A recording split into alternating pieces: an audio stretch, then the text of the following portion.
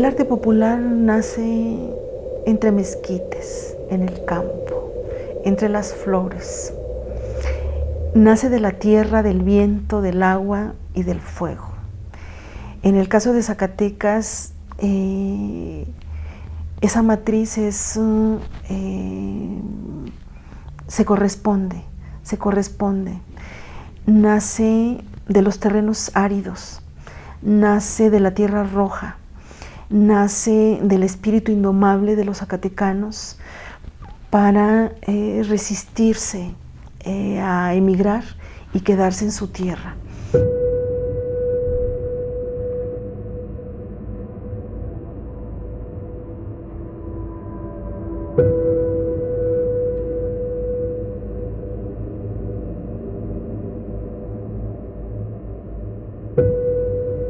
Si habría que definirla de un jalón, la artesanía zacatecana, tendría que ser como una artesanía híbrida de carácter mestizo, que desde tiempos de la conquista, desde antes de la conquista, ha venido evolucionando, ha tenido una serie de transformaciones regionales y que hay que detallarlas cada una. La cestería, por ejemplo, la alfarería, el trabajo de los textiles, son ramas que son netamente prehispánicas, que si bien se mezclan con el contacto de estas dos culturas, se trae el horno español y que pues va también a modificar el proceso de cocción de las piezas en la cerámica, en la alfarería. Pues se traen reminiscencias prehispánicas muy marcadas. El comal, ¿no? Pues es netamente prehispánico. Pues es que los gremios vienen más desde la colonia, sí hay gremios artesanales, sí se han encontrado casos de baristas en varios municipios, donde ves los trabajos en las iglesias, o en el caso de la herrería, que lo ves también en las fachadas o en las iglesias, que es desde la colonia. Pero también en la época colonial hay unos ciertos gremios o ciertos círculos donde no fácilmente se entraba. Entonces esa actividad también estaba monopolizada. En el siglo XIX, a partir de la independencia, se terminan los gremios y se abre un poco más a la gente común, que entonces se difunden estos saberes y es donde surgen muchos talleres, en su mayoría familiares. Somos una mezcla híbrida de todo esto, de todos estos pasajes de nuestra historia.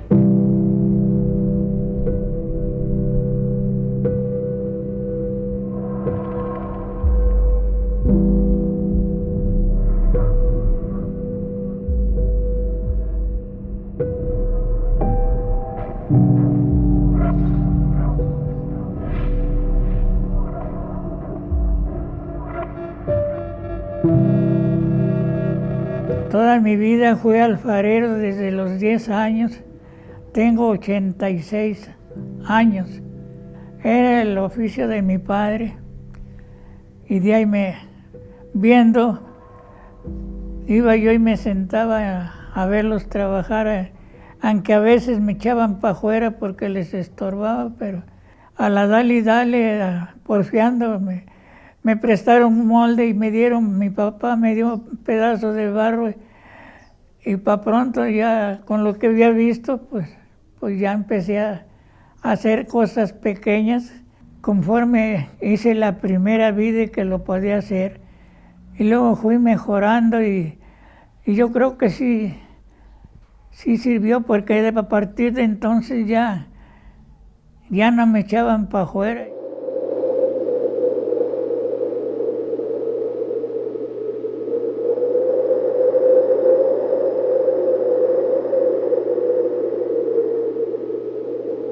Nomás estudié hasta cuarto año y ya me dediqué a ayudarles aquí, venía y les ayudaba en lo que podía. No es fácil, se le parten a uno las manos con el barro cuando se seca en las manos, que no se lava uno las manos, hasta le sale sangre y uno aprende lo que le interesa, lo que le gusta, que ve y le interesa. Aquí era un pueblo de alfareros, digamos, aparte de agricultores, porque había mucho consumo de loza, de jarros, platos para comer. Bueno, todo lo que se necesita en la cocina era de barro.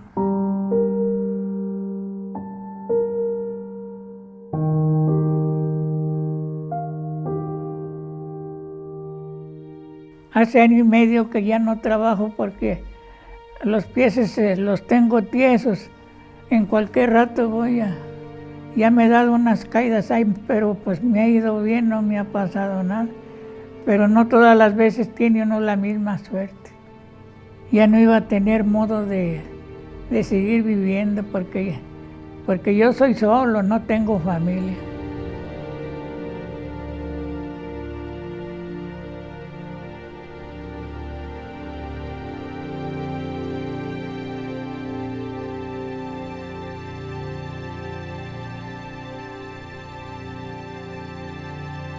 Porque bueno, el arte popular es un término muy adecuado y muy conveniente que desde los años 20 se acuñó y ahí se quedó para hablar de los artífices populares que quedan en el anonimato. Y bueno, un artista es aquel que tiene su nombre en el cuadro y que uno lo ubica perfectamente. Sin embargo, hay arte popular verdaderamente grandioso y maravilloso. Una de las problemáticas más complejas de la artesanía zacatecana es que no ha sido investigada desde esta perspectiva interdisciplinar etnológica. Es urgente hacerlo porque de esa manera podemos tener no solamente mayor información sobre los distintos ámbitos que puede ser el arte textil, la cerámica, la cestería, por ejemplo, la forja.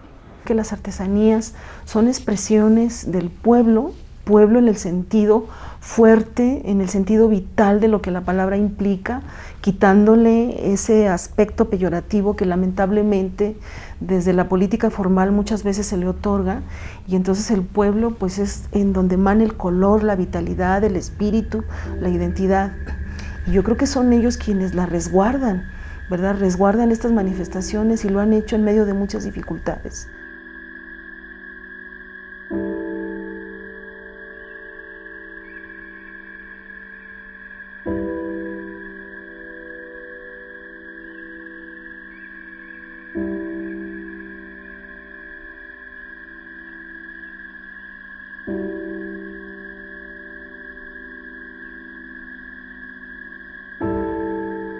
Aquí, de cómo empezó, es que mi abuelo era de San Marcos, pero luego ya él sabía varios oficios. Él era, pues cuando las haciendas, él era sacar cantera, sabía sacar cantera. Sabía hacer vinos porque aquí estaban las huertas de frutas, entonces sabía hacer de ese vino, de uva, de perón, de todo. Y era herrero, pero no más que eran fraguas, que nada más hacían lo que la hacienda necesitaba.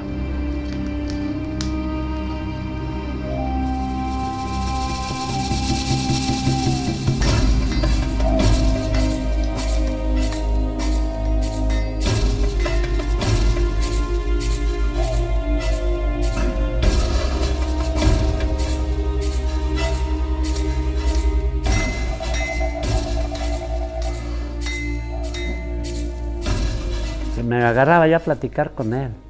Me contaba muchas historias. Yo estaba chiquillo, yo tiro. Yo empecé a trabajar de 8 años. Ahorita traigo 72. Pues yo ni escuela tuve, pues nomás fui como 2 meses. Y ahí me querían traer en la hacienda también. Me pagaban 2 pesos. Y ahí anduve, ya fui creciendo en la hacienda. Y ya después salí de allí, acá a un rancho y luego a unas minas. Voy a parar a México, no me gustó nada ya, no, está muy pesado allá para vivir.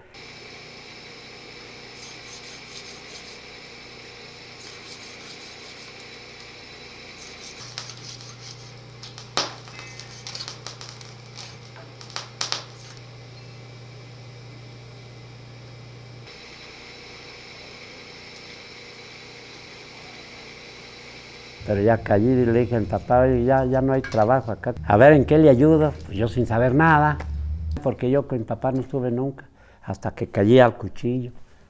Ya estaba yo casado, ya tenía los muchachillos grandes, casi 30, por ahí, 32 años, cuando empecé esto. Pero esto lo tomo yo como que un don que yo me tenía mi padre Dios, porque todo le hacía hacer, sin ver, estado con él enseñándome. Mire, yo me creo que si a mí no me ha gustado esto, no haya ni fraguas aquí. Aquí son 15 horas las que yo trabajo. Pero no, estoy yo contento porque de perdido se mantiene uno aquí en la casa. De todos modos, mire, le digo yo, ya de todos modos en esta edad, a lo mejor ya no podía andar de raya por ahí. Mire, ahorita me estoy fijando que ya de 80 años, aquí había herreros, nomás brincaron tantito de 80 y ya no podían trabajar. ¿Y yo cuánto me falta?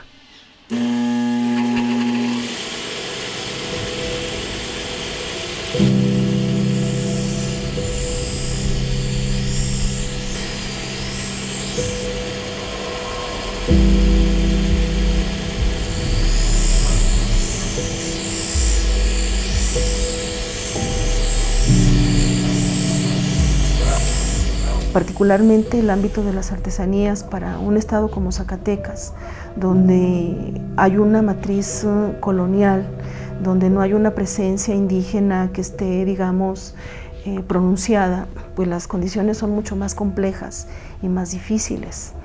Todos sabemos que a mayor presencia indígena, pues mayor es la producción y mayor es la presencia de artesanía. Esto no sucede lo mismo con los productos artesanales zacatecanos que no tienen este componente étnico, sino mestizo, y que se trabaja activamente por insertarlos como productos, como bienes culturales propios, regionales, como últimamente está pasando con la gastronomía. Pero nadie sabe exactamente si esto pueda tener, si pueda trascender, a menos que los artesanos se apropien de estos, ¿cómo podríamos decir?, enclaves potenciales de mercado, y que no se lo dejen al Estado, a los intermediarios. Para crear una identidad artesanal se necesita mucho trabajo y se necesita mucho tiempo, se necesitan muchos apoyos y se necesita sobre todo una tradición artesanal. Eso no quiere decir que los estados tradicionalmente artesanales como Oaxaca, Michoacán, Puebla, Estado de México, Veracruz, Chiapas, incluso Jalisco, hayan creado una identidad artesanal por arte de magia o de la noche a la mañana, sino que eso también deviene de otros factores que tienen que ver con, sobre todo con una trayectoria histórica de las artesanías y con las raíces y los antecedentes históricos de los artesanos que actualmente se encuentran en nuestro país. Que permita reconstruir desde una perspectiva no solamente histórica, sino también cultural, reconstructiva del arte decorativo, por ejemplo, de las materias, de las fibras, de los elementos procesuales dentro de un determinado proceso artesanal, para poder saber cómo ha cambiado, cómo se ha dado esta dinámica social del cambio cultural en un proceso artesanal.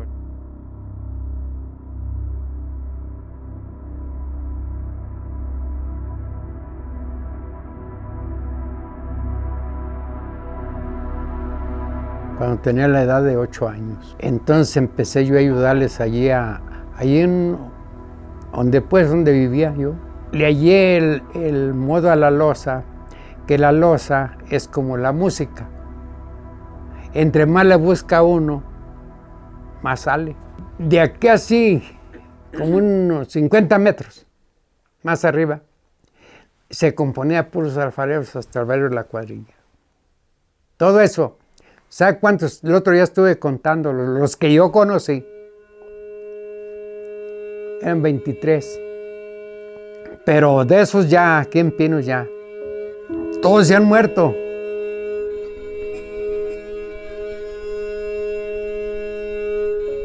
Casi 70 años duré yo ejerciendo el trabajo ese. Vengo yo, me meto aquí donde trabajaba y contar en aquellos tiempos.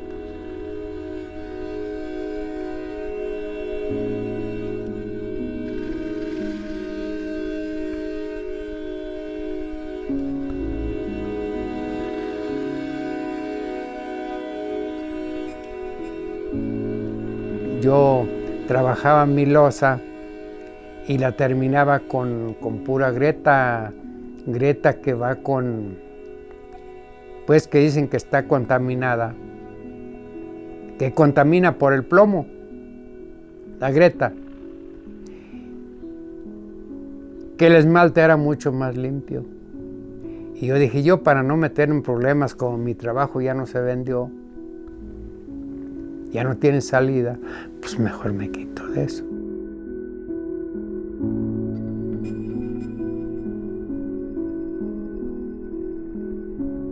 Que ahora que ya dejé de trabajar, para que vean que sí me da...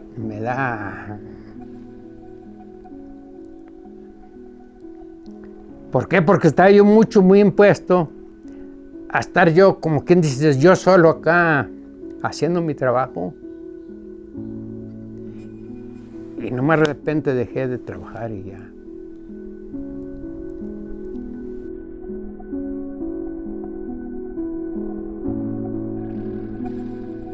Yo estaba activo. Y es donde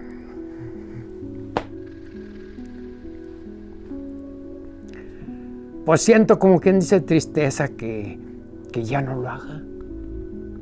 Eso es.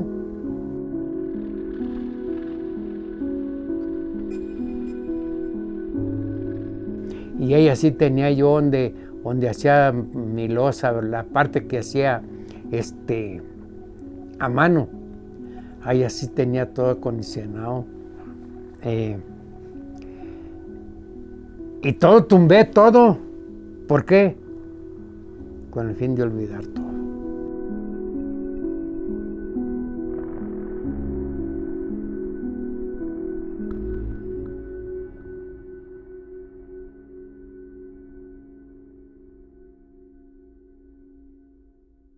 Problema que tiene tanto el estado de Zacatecas como lo tiene mi estado, que es el estado de México, es en el estado de México se produce las piezas vidriadas libre de plomo, pero usted va y dice, ¿sabes qué? Quiero que me hagas 1000.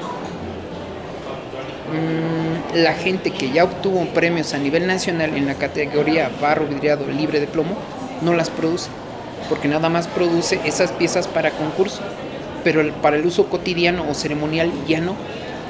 Sí, yo creo que sin descuidar cuestiones de salud como esos esmaltes que contienen plomo y que podrían ser dañinos para la salud, pues debemos, yo creo que buscar una forma de anclar esa tradición, pero con ciertos tipos de barros, en este caso, que no sean dañinos a la salud. Yo creo que sí es una condición a nivel nacional e internacional quitar estos esmaltes que contienen plomo.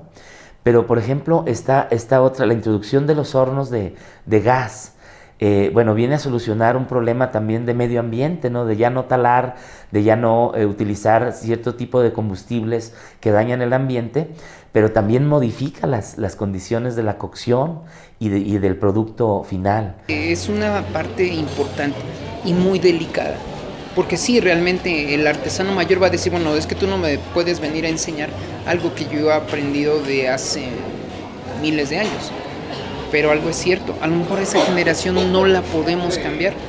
Pero imagínese aprovechar esa generación de artesanos grandes que capacite a los artesanos jóvenes junto con técnicos especializados en normas que rigen todo esto del no plomo y eso. ¿Qué mezcla se haría?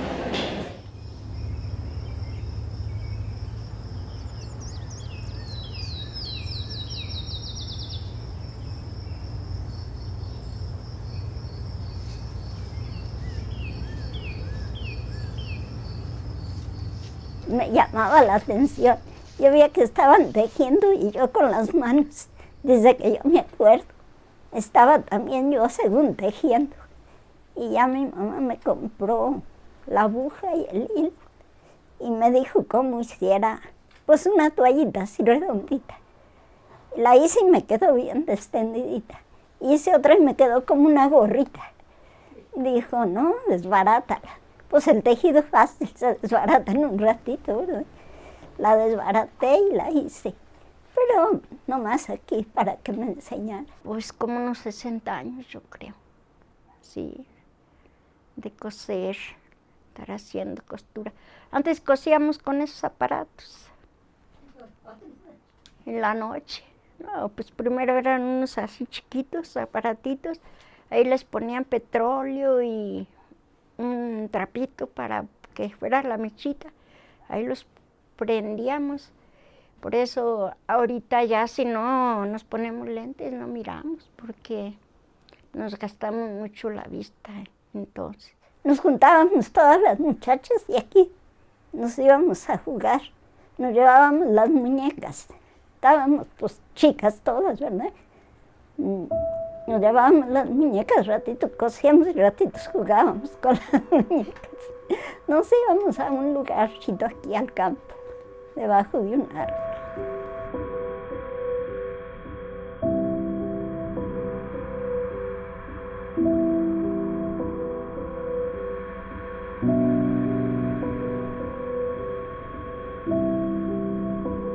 Pues mi papá trabajaba, que nada más, pues como aquí no había más en qué trabajar, que él iba aquí al metal, decía, estaño.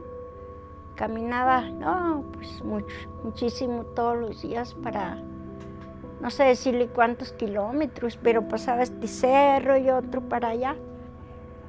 Pues ya después mi mamá iba a Calvillo, traía costura. Ya nos iba diciendo cómo la deshiláramos. Yo pienso que ya hace como 30 años, nomás iba con la señora y si le daba unas 50 o 60 blusas, ya ella les daba aquí a todas las muchachas o las señoras que quisieran y a la siguiente semana las llevaba.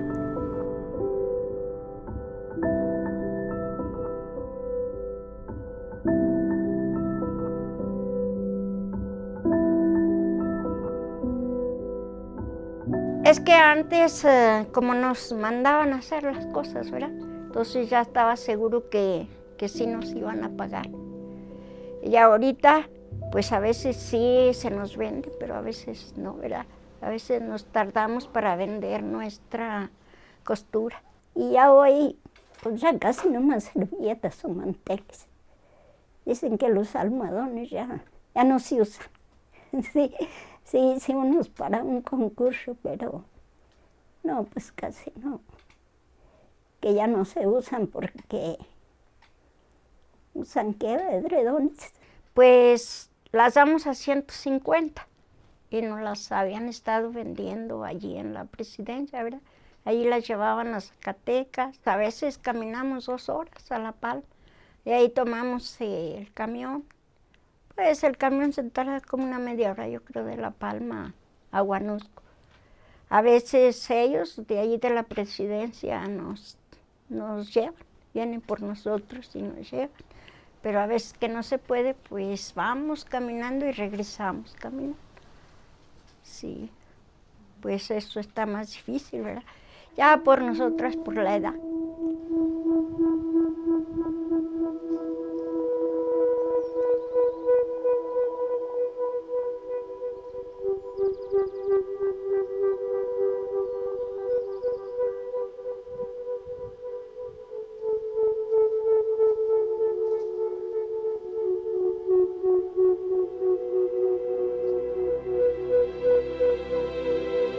Las rupturas históricas de los gremios artesanales aquí en Zacatecas creo yo que provienen también de cambios incluso de tipo social y económico.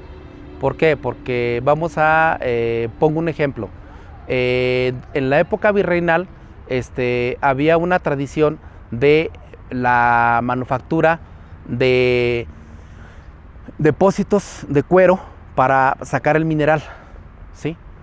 Entonces, esa era una tradición artesanal, que luego cuando devienen ciertos avances y evoluciones económicas, tecnológicas y técnicas, pues este tipo de objetos entran en desuso. En la generación de mis bisabuelos todos, absolutamente todos, hacían cazuelas, ollas, los jarros pulqueros, las cucharas. En la generación de mi papá ya nada más se hacían cazuelas y sartenes y algunas cucharitas. Los jarros ya no. En mi generación ya nada más se hacen 2 que 3 cazuelas para concurso y ya no se hacen. Lo que pasa es que la artesanía eran piezas utilitarias, ¿no? Vamos a hablar de que son piezas utilitarias, de que el molcajete se usaba, de que los jarros se usaban y que todo eso se ha venido desplazando por piezas de otros materiales o chinas. En los años 80, según testimonios de algunos alfareros ya mayores como el señor Daniel de Villanueva, precisamente por la competencia de nuevos enseres, de productos de plástico, productos de aluminio, productos como el vidrio, que se introducen, pues gracias al sistema económico capitalista, en mercados regionales y llegan en grandes cantidades, más baratos, a lo mejor más resistentes para los quehaceres del hogar. Y bueno, también de acuerdo a esa misma evolución, ¿no? de las formas de vida de la sociedad.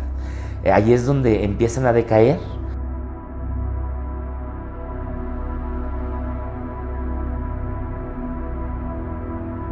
No recuerdo nada de grato porque pues yo siempre se necesita el dinero para comer y yo no miraba. Entonces, yo quería estudiar, quería escuela y no pude porque faltó dinero. Yo que recuerdo, yo cuando empecé a ver esto, yo ya no supe de dónde venía porque miraba a mi abuelo que lo hacía. O sea, viene de muy atrás, creo.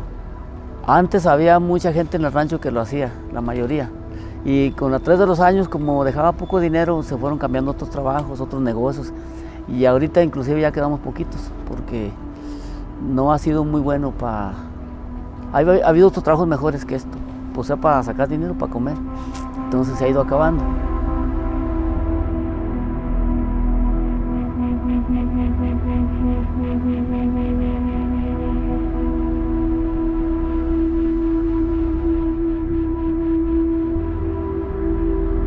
Yo me fui para el norte a los 13 años, de ahí para atrás, hacía poquito, a mi papá lo ayudaba.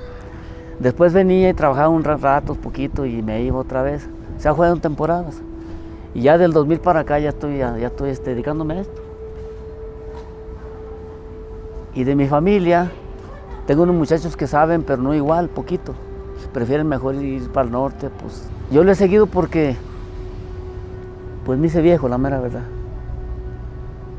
Yo cuando era niño no me gustaba tampoco. Ahora me gusta un poco porque nos apoyan, pero antes no había apoyos. Y yo siempre me iba mejor para el norte porque esto no.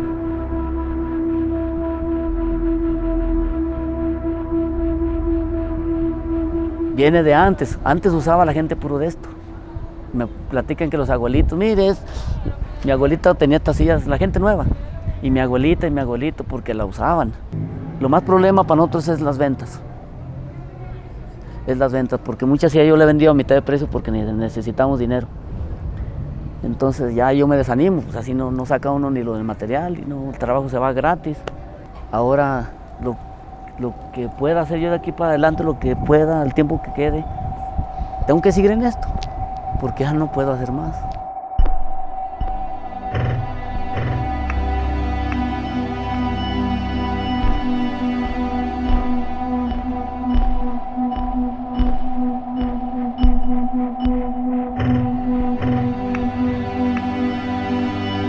Al hablar de artesanía, pareciera que el equivalente es la pobreza. Y esto me remite a una interrogante que asombra mucho a cuanto visitante viene a Zacatecas y que tiene una conciencia social, que tiene un conocimiento de la cultura, que está convencido de que la cultura es la que le da visión al desarrollo y al progreso. Desde que se creó el FONART, el Fondo Nacional para el Fomento de las Artesanías aquí en México, Zacatecas siempre estuvo en la mayor parte de ese tiempo, estamos hablando de más de 30 años, de 35 años exactamente. Zacatecas estuvo al margen de todos esos beneficios porque Zacatecas no fue considerado un estado con actividad artesanal importante como otros estados de la República. Y donde los artesanos ocupan un lugar marginal, Sin embargo, pienso que el problema número uno en la artesanía zacatecana tiene que ver con la conformación de un mercado, es decir, la inserción de los productos artesanales en una dinámica de mercado que permita a los artesanos traspasar las fronteras locales, regionales, estatales y difundirlas a otro nivel.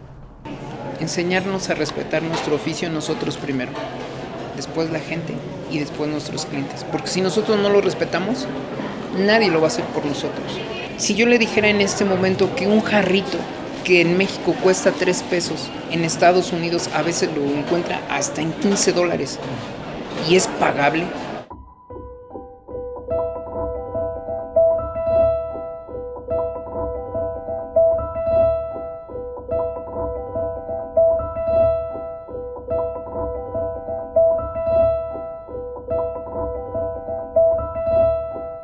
desde pequeño mi padre fue el que nos empezó a enseñar.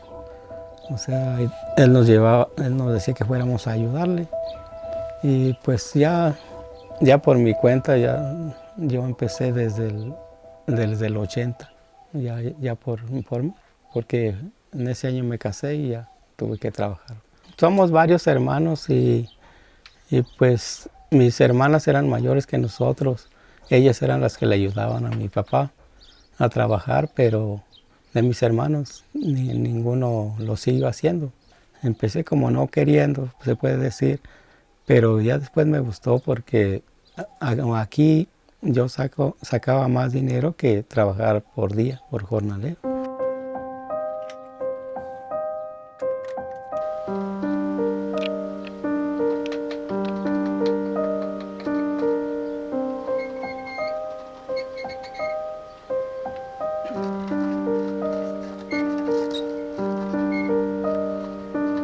Varias veces dejé de hacerlo, pero porque me iba para los Estados Unidos. Me iba y trabajaba una temporada o 2, me venía. Pero yo llegando y enseguida comenzaba a trabajar en lo mismo. Pues mis hijos cuando estaban pequeños, son 5 hombres. Y de chicos yo les enseñaba, pero pues el más pequeños eran los que me hacían más caso.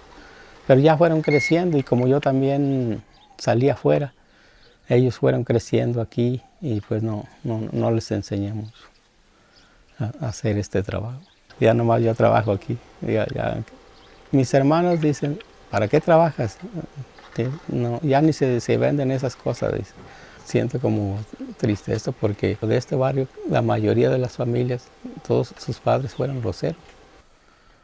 Y sin embargo hay muchas familias pues jóvenes y ninguno lo siguió.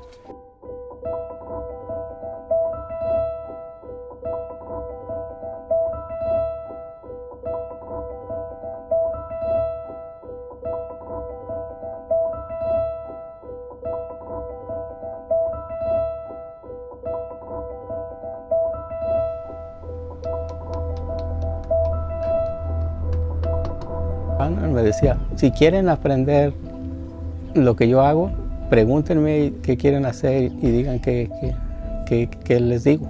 Digo, háganme una pregunta que quieren saber y para que se enseñe. Y si no me preguntan ustedes, yo no les voy a decir. Y ellos no a cualquier persona le decían lo del trabajo. A mí muchas personas me han preguntado y me dicen de la tierra, el barrio. Y yo les digo lo que sé, yo no ando pensándolo, porque pues a mí se me hace fácil traer aquella tierra, molerla, hacer el barro, hacer las cosas. No, pues yo mientras pueda, yo creo, mientras viva y pueda hacerlo, yo creo que voy a seguir haciendo.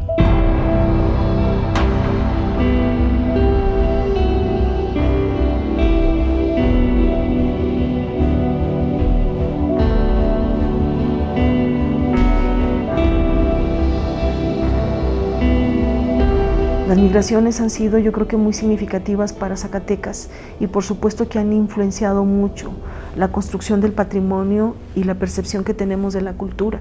Yo creo que en ningún momento nos hemos percatado del sentido binacional. Aquí en Zacatecas el padrón de artesanos, como sabemos, es muy fluctuante. por diferentes razones, sobre todo por razones migratorias, y entonces los artesanos reconocidos como tales dentro de esta actividad pues no rebasan, creo que los 1500 actualmente. Es una moneda de dos caras.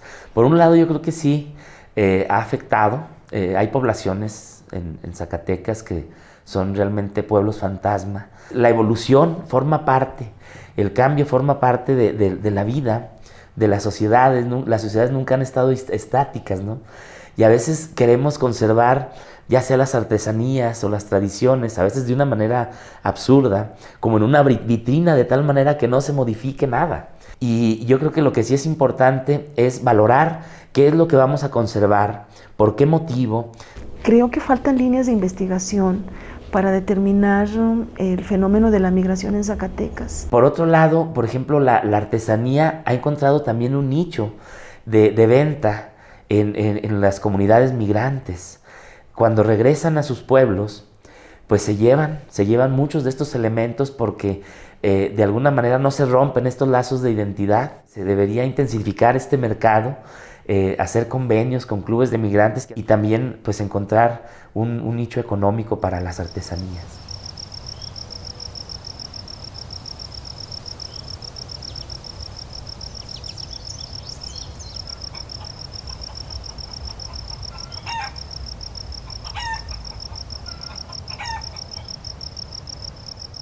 Antes habíamos aquí como más de 40 alfareros. Era muy grande aquí las alfarerías, mucho, donde quiera había. O sea, se murieron todos, ya señores grandes, y los hijos y otros no se les siguieron, y así otros también se han muerto. Otro hermano que tengo también era. Pero pues él después ya no le gustó el trabajo y luego pues ya él se dedicó a otro trabajo y pues ya no le siguió. Y ya nomás yo aquí quedé. Ya los años también se nos cargaron, ya tenemos más de 70 años.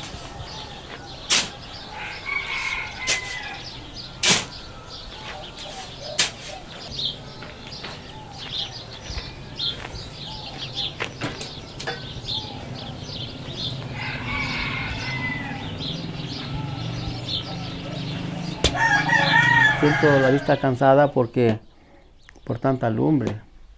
Había veces que 3 días seguidos quemaba yo.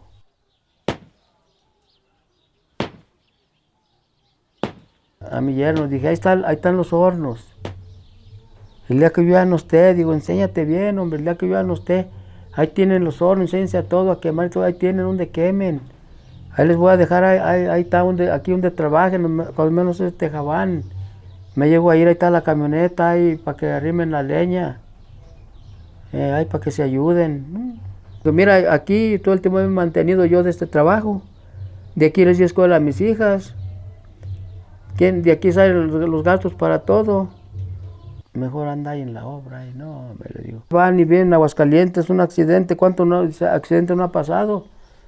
Que van trabajadores y por ahí se han volteado, no falta y se han matado.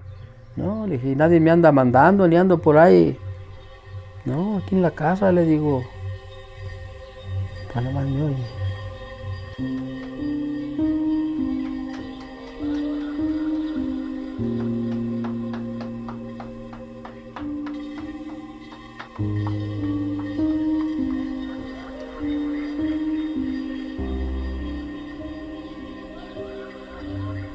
Como decía mi papá, en su salud lo hallarán.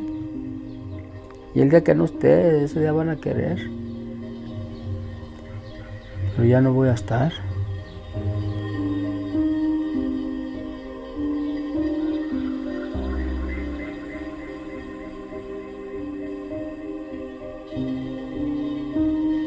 Para muchos, digamos que es desalentador el ámbito y lo que le espera a las artesanías, no solamente de Zacatecas, sino de México, porque bueno, ha habido mucha devastación, se han perdido muchos oficios y se han venido perdiendo precisamente porque no se incentiva, porque no se estimula, porque no se reconoce.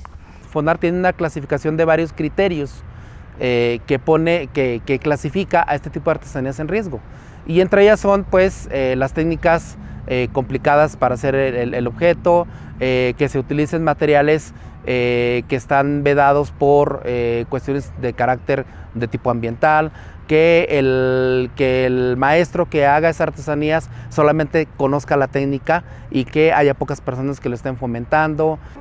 Hay artesanos que pues ya están grandes, ya son ancianos, sus hijos no quisieron seguir con la tradición y pues ya se están perdiendo ciertas herencias en los oficios. Por ejemplo, si de una familia el padre, el abuelo era alfarero, el hijo ya no necesariamente seguía esta tradición, o emigraba o se refugiaba en otras actividades como el campo, la ganadería, incluso la albañilería. Y eso yo creo que es verdaderamente complejo porque se van perdiendo los saberes. La gente piensa que bueno, es mejor conseguir un trabajo seguro, un trabajo donde tengan cierta certeza, cierta seguridad, y entonces los oficios no tienen esa certeza, que dicen, bueno, es que es muy difícil ser artesano, este oficio morirá conmigo. Y cuando ellos dicen, yo creo que es un gran pesar, porque cuando dicen este oficio morirá conmigo, son personas que ya superan los 60 años, los 70 años, y entonces con ellos se mueren técnicas ancestrales. Y yo creo que esa es una pérdida tremenda para el país.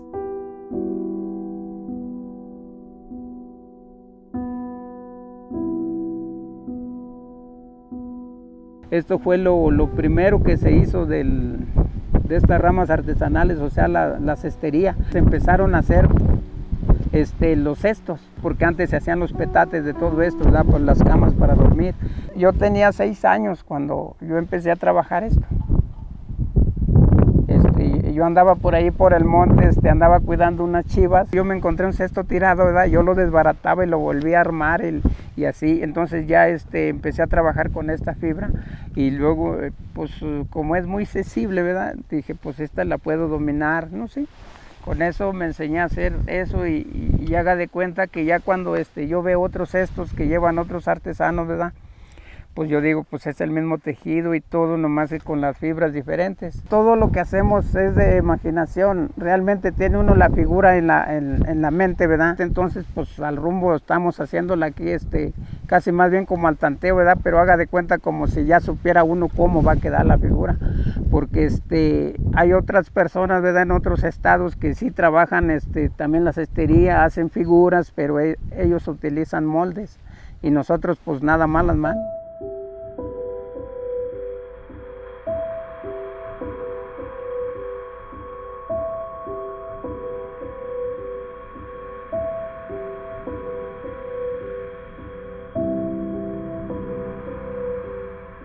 Que cuando yo hago una figura, ¿verdad? Pues usted la hace con toda la calma, la hace con cariño, la hace con amor y pues con parte de toda su vida, porque pues se está dedicando a eso. Y cuando la gente dice, estas cosas están muy bonitas, pues como que usted también como que le echa más ganas y dice, no, pues voy a hacer otras cosas mejores. Pues ya nomás salió el plástico y pues ya se acabó un poco esto ya. Y luego ya la gente como que ya no quiere hacer, aunque sepan trabajar.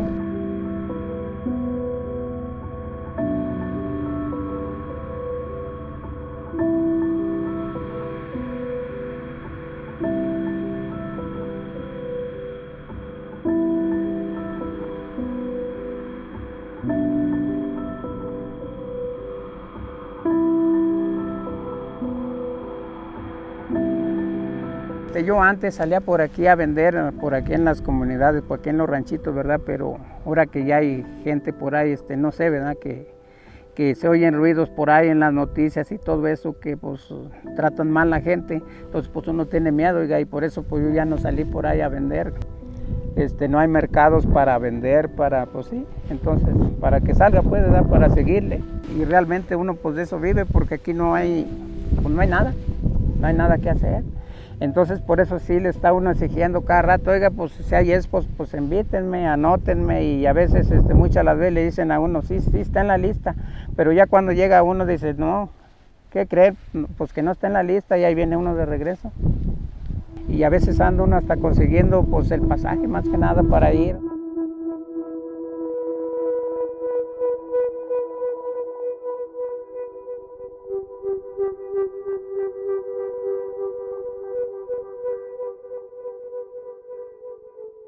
Pero a nivel de políticas institucionales, el tema de la artesanía como tal, aunque existe y existió en el siglo XX por sí misma, con la presencia del Estado mexicano desde la década de los 30, se le va dando apoyo efectivamente a los artesanos de una forma no, digamos, tan fuerte como en otras regiones. Y yo pensaría que ese es un descuido histórico, en tanto que está incompleta, me parece a mí, incompleta la visión que tenemos acerca del Estado, de sus expresiones, de sus manifestaciones, de sus artistas, y entonces yo creo que eso limita y da una mirada muy corta en cuanto al trabajo que en materia de cultura y que en materia de desarrollo artesanal se debe hacer. Tengo entendido que existe una ley que está actualmente desde los años 80, creo que es desde 1982, empezó a fomentarse algo de esta ley, pero es una ley inscrita para la microindustria y para el fomento de las artesanías. En el año 2010 hubo un intento de promulgar una nueva ley, de reformular esta ley, y fue una iniciativa que se dio desde legisladores zacatecanos. Esta ley al parecer no fructificó y por lo tanto la situación actual de los artesanos tanto en el país como en Zacatecas pues es muy precaria. Considero que debe haber una hilación en cuanto a la política pública para el desarrollo de las artesanías, porque pareciera que se interrumpe en razón de los gobiernos municipales, que son trienios, los gobiernos sexenales, y que no hay una articulación entre los 3 niveles de gobierno y la comunidad artística para generar proyectos que realmente abonen a un desarrollo que sea adecuado. Hay una verticalidad en la elaboración de proyectos desde las instituciones porque parten de arriba, y yo creo que lo correcto es saber qué se requiere desde abajo para responder a esa, digamos, al pueblo, ¿verdad? Y no me quiero escuchar populista, pero yo creo que cuando digo pueblo lo digo con el mayor respeto, porque en él reside la esencia y el espíritu y el contenido profundo de nuestra identidad. Entonces, ese problema yo creo que continuará hasta en tanto no haya una puesta en común de querer hacer las cosas, de compartir una visión, de compartir una necesidad, de sumar esfuerzos. Los artesanos realmente no necesitamos de que alguien llegue y diga, es que yo tengo la voluntad de ayudar. La voluntad en este momento no nos sirve. Lo que sirve son acciones concretas de gente joven. A lo mejor la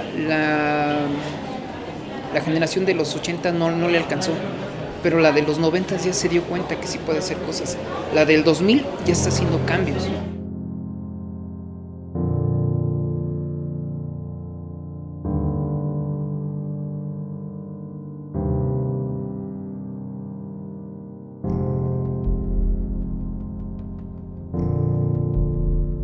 Pues todo se ha ido acabando, que no se vende bien a lo mejor por tanta competencia de otros trastes, otras piezas que entran para el uso de la cocina, porque yo veo y sé que todo lo que hacemos de barro es para el uso de la cocina, de la labor, porque por ejemplo estos jarrones pueden ir a la labor con el que va a la milpa, se lleva su jarrón y se conserva el agua fresca. Pues ahora se llevan de plástico o botellas de plástico a la labor llenas de agua. Pues yo sigo en este oficio porque hago de diferentes piezas y he ido saliendo adelante por el cambio que hice de diferentes piezas.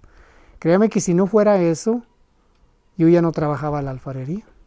Por ejemplo, si yo tengo decía mi mamá que cántaros. Entonces, al cántaro, pues también igual que es el más tradicional, el cántaro de oreja. Tiene oreja y tiene pico. Eso eso sí es tradicional porque lo vi desde que yo tengo uso de vida, que lo hacía mi mamá. Entonces, a estas alturas yo los he modificado un poco, los he pintado, los he puesto algunos engobes, a buscarles un cambio o una salida para el cliente, porque hay piezas que sí he modificado y gustan más. De algunas piezas que tengo por aquí, no es que de momento me las haya inventado, hay unas que las he soñado. No sé, me imagino que en la noche en el sueño me siento que estoy trabajando.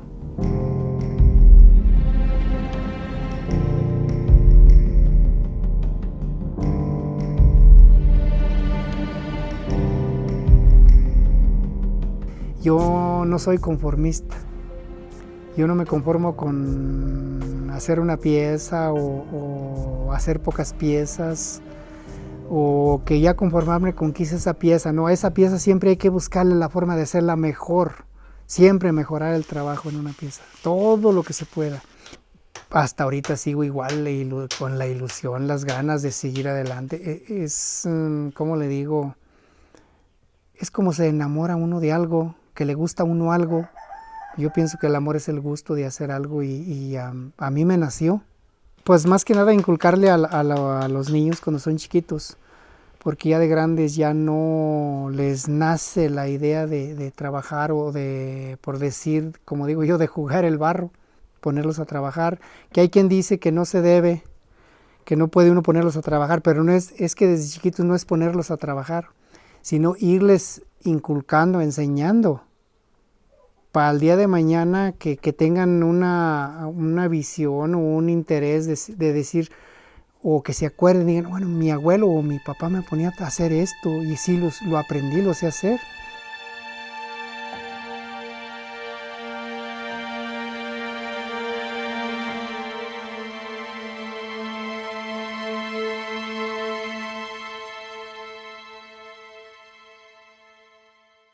Sí, a veces me pongo a pensar, hasta me siento por ahí, tengo una sillita afuera, que me pongo a pensar, digo, y si yo llego a fallar un día por X, ¿qué va a ser del oficio de alfarería?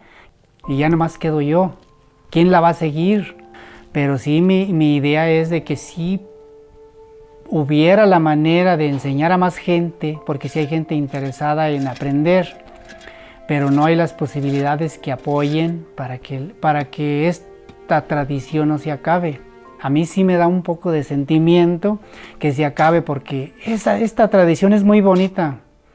Usted se pone a trabajar y no quiere dejar la pieza, no quiere dejar de trabajar. Usted se pone a hacer, sea lo que sea del taller de barro, y créame que lo tiene adentro, lo tiene en la mente y está haciendo las piezas, que hasta se queda uno calladito e entusiasmado nada más en lo que está haciendo. Esta labor es muy bonita.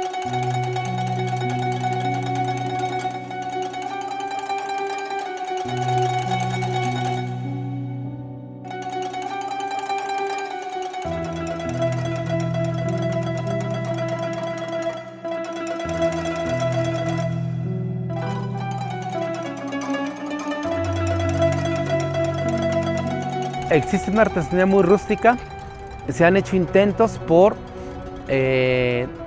transformar un poco esta artesanía, aunque eso sea una cuestión de dos filos.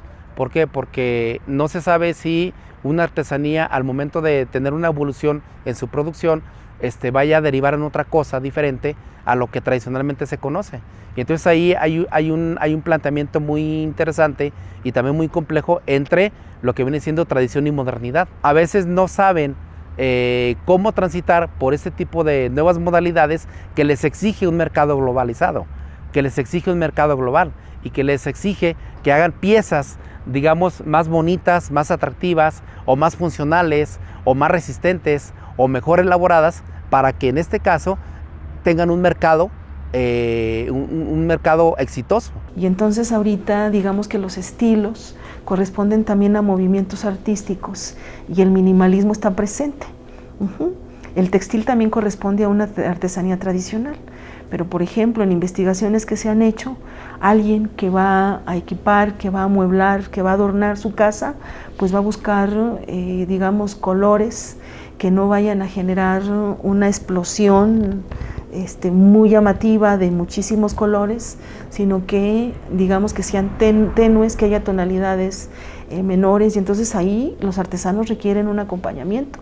Me parece también que hay un movimiento que es muy contemporáneo, porque hay ceramistas que están trabajando lo que pudiera llamarse artístico, pero aquí entraríamos en las honduras de lo que es el arte popular y lo artístico. Yo pensaría que no hay fronteras, desde mi particular punto de vista.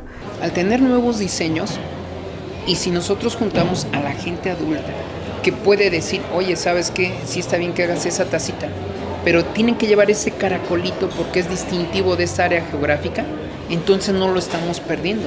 Inclusive se han hecho investigaciones, y de eso sí se lo puedo decir, en un pueblo donde hacían macetas, llegó alguien y dice, bueno, yo quiero, ya las casas no son tan grandes, ahora se requiere que hagas las macetas más pequeñas porque son departamentos.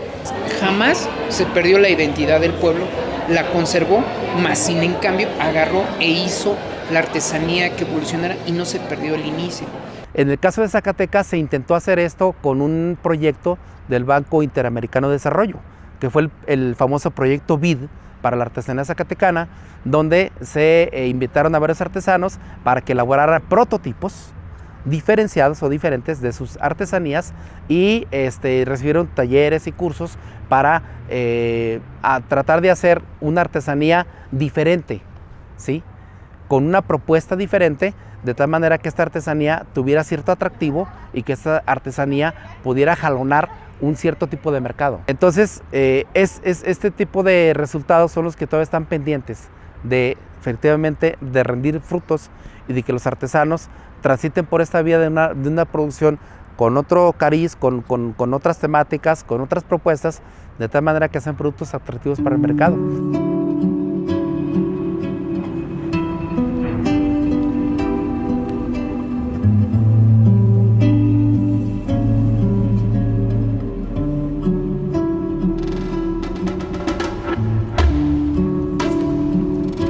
Todo esto nos viene a nosotros de herencia.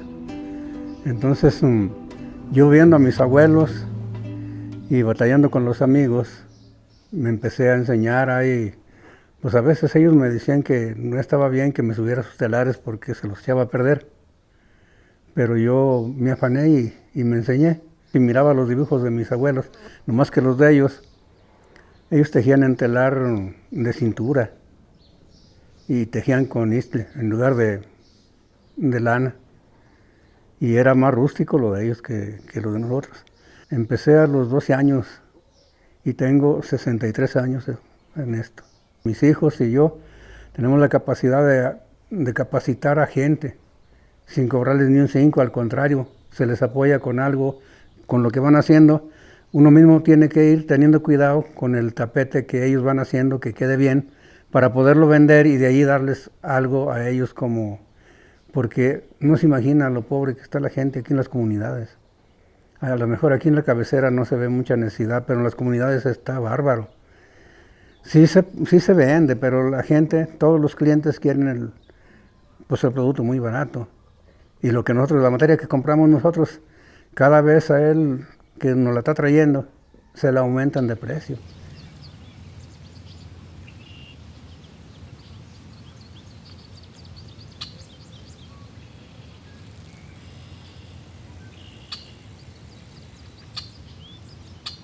No sé si lo deberían inventar o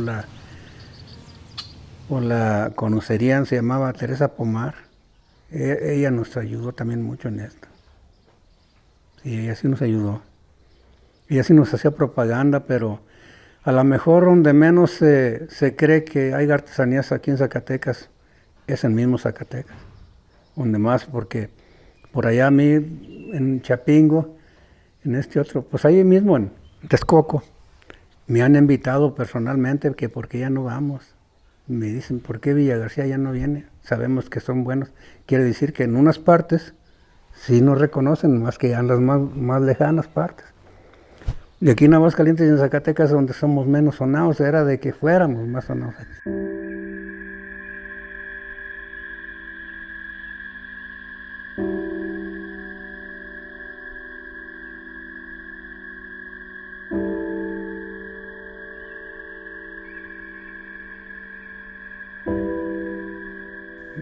todo está de mejor calidad.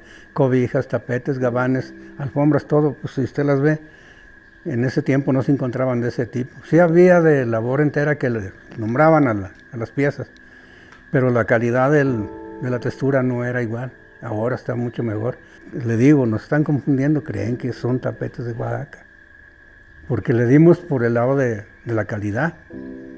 Ellos son muy buenos para hacer piezas muy bonitas, muy macizas y muy bien hechas.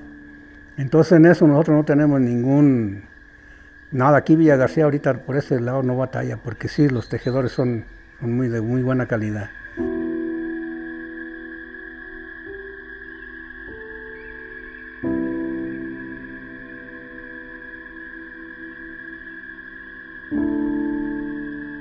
Sí, es muy sufrido. Y a ellos pues les ha gustado como a mí, les ha gustado sufrir también. Ahí están, ¿verdad? Dios nos dé licencia, ellos sigan adelante y que sigan enseñando a sus hijos, porque para mí es un gusto que toda mi familia sepa esto. Y es un gusto muy grande.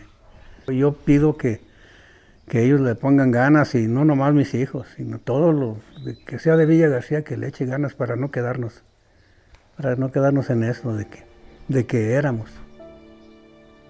Hay que decir, somos artesanos y ahora mejores que antes.